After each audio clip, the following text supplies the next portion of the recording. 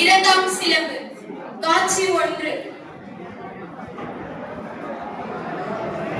அத்தான் அத்தான் வந்தாரை வாழ்விக்கும் தமிழகம் என்பார்களே, பாண்டிய நாடு மட்டும் அதில் தோன்றிவிட்டதோ? சோழ நாட்டில் இருந்து பாண்டிய நாட்டிற்கு வாழலாம் என்று கூறி என் கரம் பற்றி அழைத்து வந்தீர்களே, அறியாத ஊரிலே என்னை தனிமையில் வாழச் செய்தீர்களே. இனி நான் எங்கனம் வாழ்வேன்? நானும் தங்களுடன் இருந்து விடுவதை தவிர எனக்கு வழியேது அத்தான். என் கண்ணே கலங்காதே. நெல்வினையின் பயனாய் நான் இன்று உயிர் விட வேண்டும் என்பது என்றோ எழுதப்பட்ட விதி. கண்ணீர் சிந்தாதே கண்ணகி. நான் இருந்தும் கூட உன்னை அழச் செய்த பாவம் எனக்கு சேர வேண்டாம் கண்ணே. இன்றிலிருந்து 14ஆம் நாள் நான் உன்னை காண்பேன். என்னோடு உன்னையும் வானுலகம் அழைத்து நீதி தவறிய பாண்டிய நெடுஞ்செழியனையும் அந்நாட்டு மக்களையும் அளிக்காமல் என் உயிர் அடங்காது. எனக்கு இழைக்கப்பட்ட அநீதிக்கு இந்நாடும் இந்நாட்டு மக்களும் பதில் கூறியாக வேண்டும். பாண்டிய நெடுஞ்செழியனே, இதோ வருகிறேன். மன்னா மன்னா, ஆழ்வனின் கோற்றம் ஆழ்வையும் மேலே தலைவிரி கோலத்தில் காண கொற்றவை போன்ற தோற்றத்தில் இளம்பெண்ணொருத்தி தங்களை காண வந்துள்ளார். அவளை காணவே அச்சமாக உள்ளது மன்னா. யார் தடுத்தும் கேளாமல் அரசவைக்குள் வந்து கொண்டுள்ளார். அப்படியா? யார் அவள்? பெண்ணே, மன்னன் அனுமதியின்றி அரசவைக்குள் வரக்கூடாது என்று நீ அறிய மாட்டாயா? யார் நீ? யார் நீ என்னை கேட்கும் மன்னா? உன் நாடு வந்து என் வாழ்வை இழந்த அவளை நான். பசிவிற்காக தன் மகனையே கொன்ற மணிநீதி சோழனும், பறவைக்காக தன் சதையே அறுத்து கொடுத்த சிபி சக்கரவர்த்தி வாழ்ந்த சோழ நாட்டின் குடிமகள் நான். பெருவாளிகன் மாசாத்துவான் மகன் கோவலன் மனைவி கண்ணகி என்பாள் நானே. உன்னால் கொலையுண்ட கோவலன் மனைவி கண்ணகி என்பாள் நானே. கோவலனின் மனைவியா? ஓ, கல்வனின் மனைவியா? கல்வனா? என் கண்ணாளன் உனக்கு கல்வனா?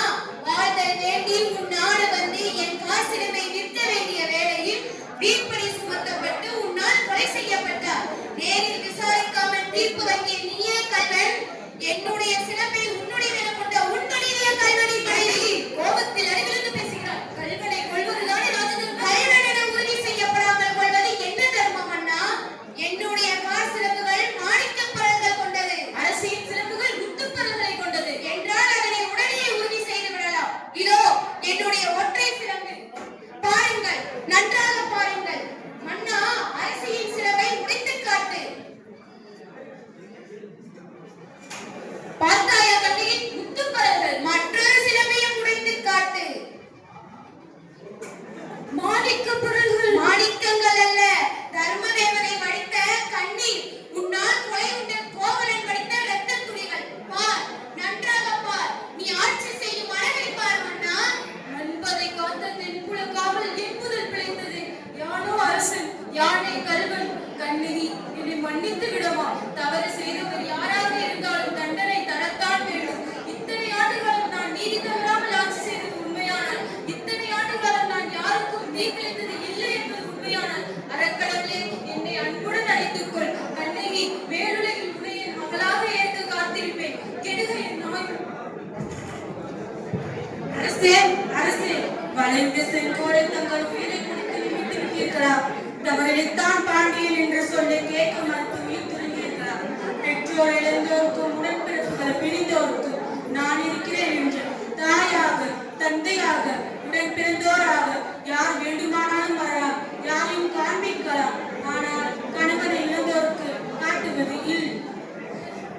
யார் மடித்தால் என்ன, யார் வாழ்ந்தால் என்ன? என் வாழ்வு மீண்டும் வள பெறுமா? தவறிழைத்த மன்னன் மாட்டான். இனி நாட்டையோ இம்மக்களையோ தண்டித்து என்ன பயன்? ஊரை எரிப்பதால் ஊழ்வினை மாறிவிடுமா? ஏன் கொல்லப்படுகிறோம் என்று அறியாமல் என் கணவனை கொன்றதால் தானே நான் இவ்வளவு வருந்தி நிற்கிறேன். இதே துன்பத்தை நாட்டு மக்களுக்கு கொடுக்கலாமா? வேண்டாம். தமிழை போலவே தமிழ் வளர்த்த மதுரையும் வாழட்டும். என் கணவன் கூறியது போல் 14 நாட்கள் நான் காத்திருக்க வேண்டும். மீண்டும் நான் அவரோடு இணைவேன். ஐயோ, காட்சி 3. நான் தான் மாதவி, ஆடலரசி மாதவி, சோழ நாட்டின் அரசவை ஆஸ்தான நாட்டியக்காரி. மாதம் 1000 பொன் பரிசு பெறும் ஆடல் நாயகி. ஆனால் இன்றோ அனைத்தும்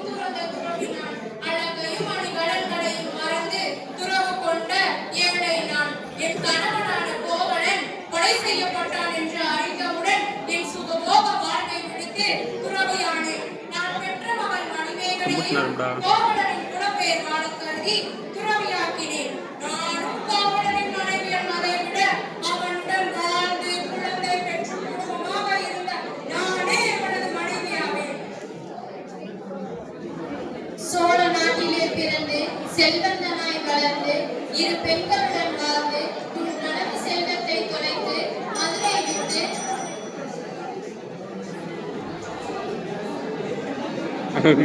அங்க ஒரிஜினல் கண்ணகி வந்துருச்சு. பிறந்த நாட்டை விட்டு மதுரை வந்தேன். வாழ வழியற்றவனாய் மனைவியின் காற்றிலமே இருக்க வந்த என்னை பாண்டியன் அல்ல, நான் செய்த முன்ஜென்ம வினை கொன்றது. இன்று நான் மீண்டும் என் மனைவியை காணப் போகிறேன். என்னோடு அவளையும் வானுலகம் அழைத்துச் செல்லப் போகிறேன். மீண்டும் வந்திருப்பீர்களா? இன்று உங்களை கண்ட பின்னே நான் மீண்டும் அந்த ஆர்மி என்னை ஏற்றுக்கொள்ளுங்கள் அத்தான்.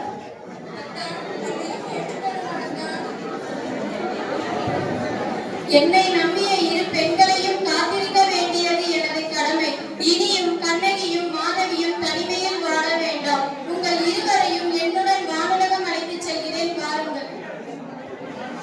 பறக்க போறாங்கடா. கடைசியாக